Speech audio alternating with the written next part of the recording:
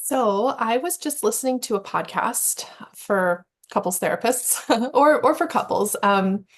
It was a podcast about communication and couples and sort of some common pitfalls that couples can fall into, because that's what I do. I'm a nerd. I go around my life listening to podcasts about couples therapy in my free time. Um, and and I thought it was a really well done podcast. It made some really good points, different types of language that can either block intimacy or promote intimacy.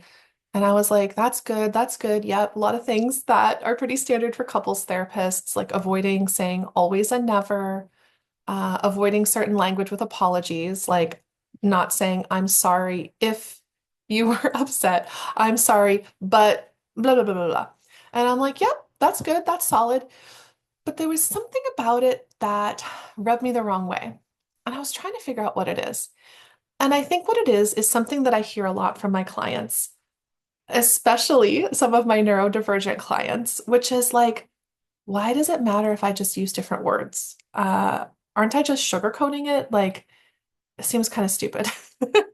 And I think sometimes what unfortunately this can turn into is couples just running around the world with like a list of rules. Like, okay, I'm upset, but I have to follow the rules. I can't say always, I can't say never. Okay, I'm gonna apologize, but like I can't say I'm sorry, but right? It just becomes like a surface level kind of like performance, right? And it's like that's not really what we're going for, I don't think, right? Like I can still be just as frustrated and not understanding with my partner and just say, I'm sorry I hurt you. Even though in my head I'm thinking like, I'm sorry if I hurt you, but like, don't really get where you're coming from. And I think I was right. Blah, blah, blah. Like that's not actually intimacy. It's just if I use different words. So I was thinking about this and I was like, what are we actually trying to get couples to experience?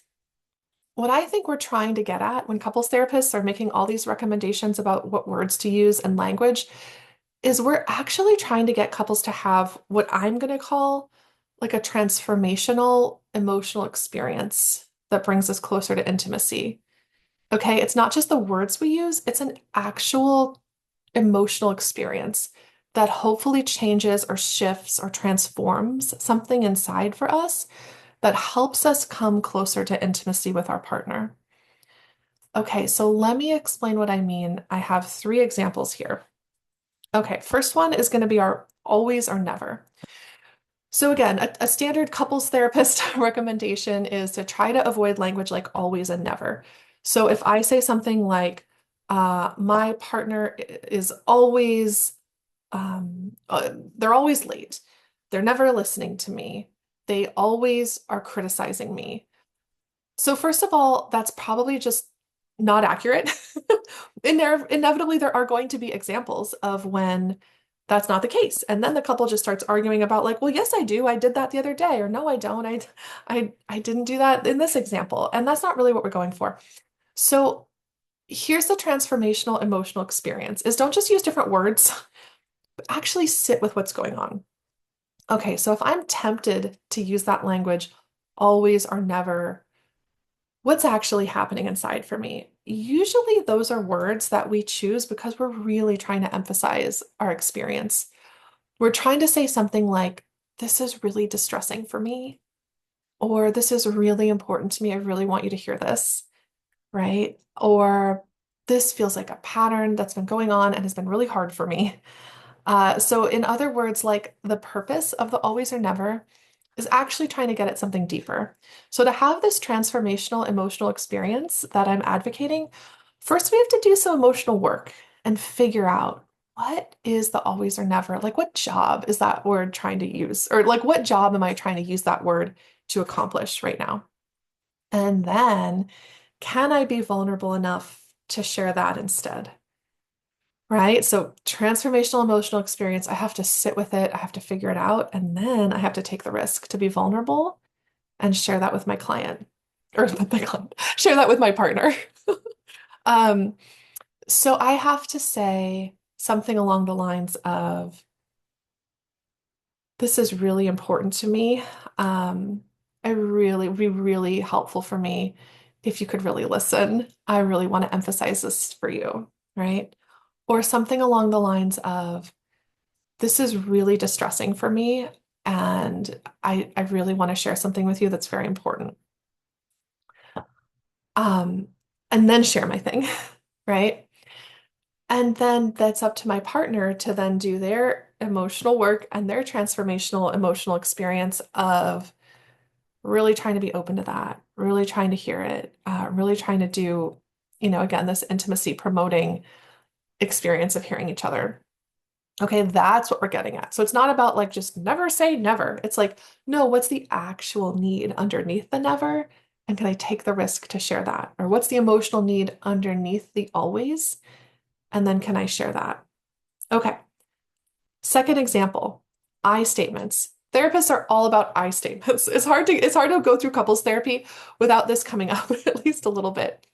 And so, what does this mean, though? I find that sometimes couples therapists don't always take the time to unpack what is an I statement and what does that actually mean. Okay, so an I statement is where we talk about our own feelings instead of what we see our partner doing. So, again, examples of not an I statement would be a you statement or a blaming statement. You are always late. You are never listening to me. Um, Here's one that never goes well. You're overreacting. Ooh, right? Let's not go there. Um, but let's not just not say that. Like, let's again do this transformational emotional experience to see like what is actually happening underneath. Okay, so when I'm tempted to make like a you statement, first I'll have to do some emotional work. I have to figure out what am I actually feeling, right? So if I feel like my partner is not listening to me, what's actually happening on the inside for me, right? Ooh, am I feeling not heard? Am I feeling small? Am I feeling unimportant? Am I feeling in a one down position? Um, and then can I share that, right? So instead of saying, you're not listening to me, right? Hey, I'm feeling small right now. I'm feeling not heard. I'm feeling not important. Sometimes it's hard to figure out what we're feeling, right? Like sometimes it's like, I don't know, like all we can see is I feel like you're overreacting, right? It can take some time. Sometimes it's like, I really don't know.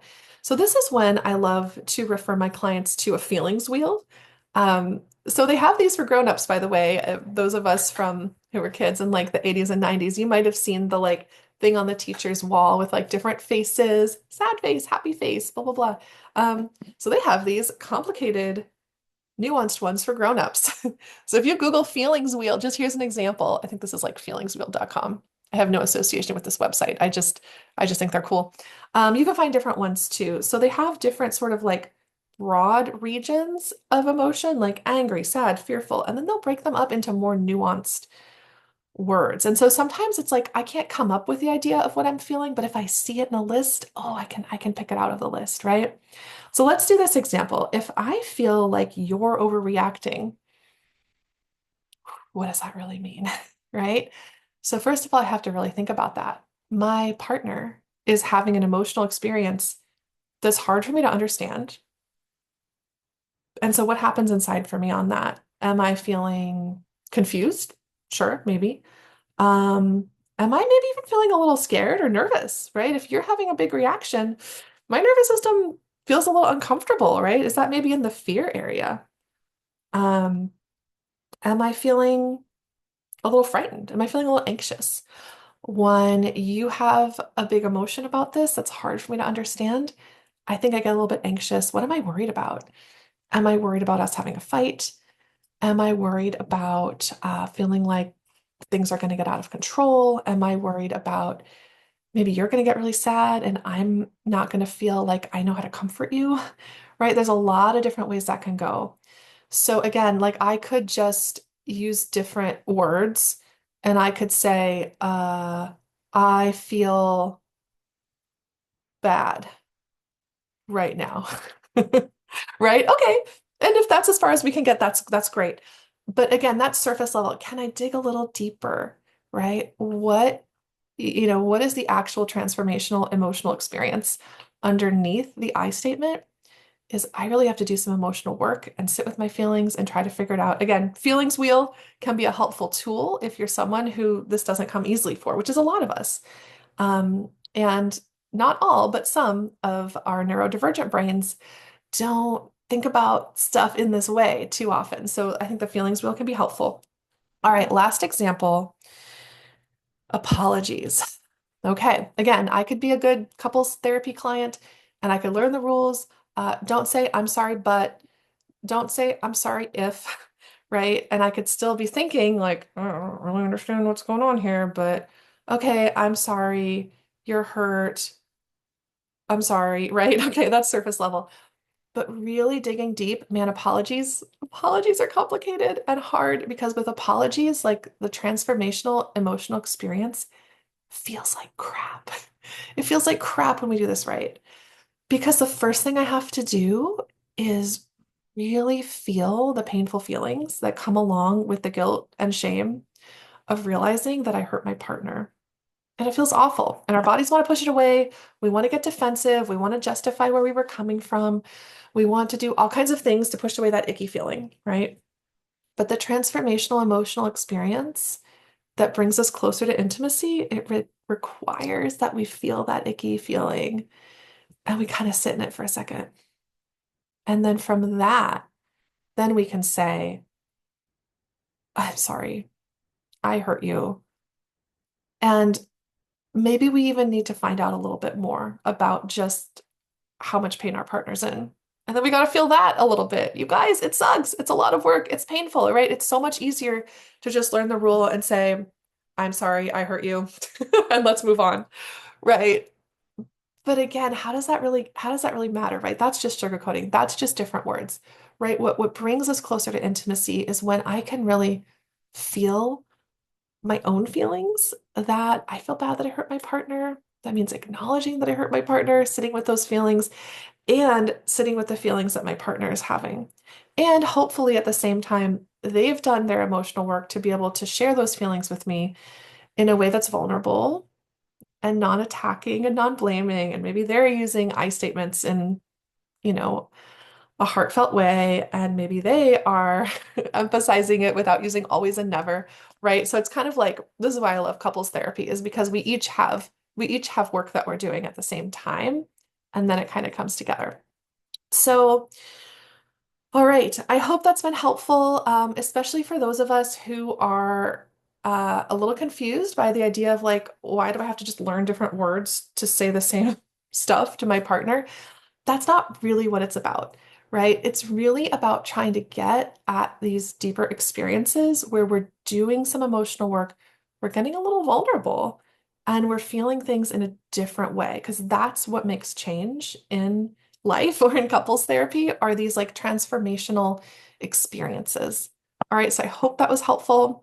Yeah, try it out. See what you think.